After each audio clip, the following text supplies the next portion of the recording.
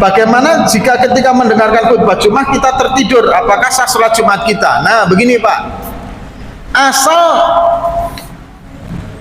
tidurnya itu Pak, yang pertama ini tengok, yang pertama tidurnya terduduk sehingga lubang belakang itu tertutup, sehingga apabila mau kentut itu tidak dimungkinkan bisa untuk kentut Pak. Maka itu tidur yang mempunyai posisi duduk seperti itu, tidurnya tidak batal meskipun dia bersandar. Bapak cari tiang, ya kan, begitu khutbah mulai Bapak bersandar di tiang, tapi posisi duduknya hadirin lubang belakang itu tertutup sehingga tidak memungkinkan untuk buang air, buang angin, maka itu tidurnya sudah benar. Cara tidurnya dulu yang pertama. Yang kedua, posisi tidur dengan bangun tidur masih sama, maka itu tidak batal. Tapi kalau posisi tidur dari sejak mulai bangun-bangun sudah berubah, batal Pak sholatnya Pak. Paham ya maksudnya ya? Tidurnya pertama begini, dibangunkan Bapak sudah bangun sudah begini, batal Pak, ya kan? Awal tidurnya jenengan duduk, pas dibangunkan jenengan sudah kepalanya sudah tidur miring, ayo batal itu Pak, ya kan? Tapi kalau jenengan awal mulanya tidur duduk, dibangunkan masih tidur duduk, tidak batal. Nah kemudian batasan tidur itu apa? Kan itu Pak ya. Jadi hadirin, batasan sadar dengan tidur nyenyak, dengan tidur itu begini Pak.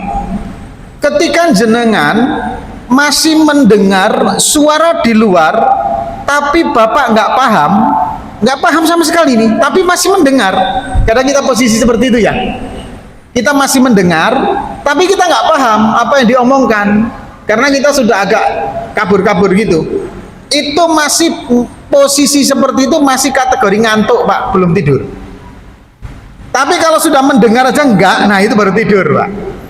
Tadi khutbah ngomong apa Pak? Sama sekali nggak dengar saya, itu tidur.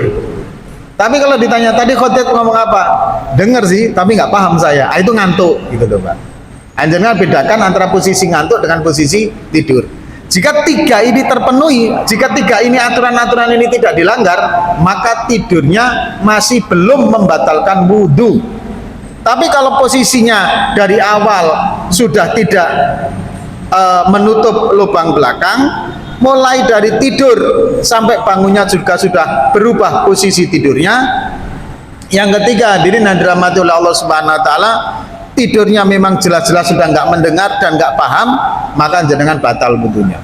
Tapi kalau posisinya tertutup, kemudian bangun dari awal dan bangunnya posisi masih sama, kemudian jenengan juga ya khotib saya dengar tapi nggak paham, nah itu jenengan masih ngantuk. Atau misalkan jenengan sudah nggak ingat sama sekali, tapi posisinya nggak melanggar dari dua tadi, maka jenengan tidak batal wudunya. Artinya khutbah Jumat jenengan tetap sah.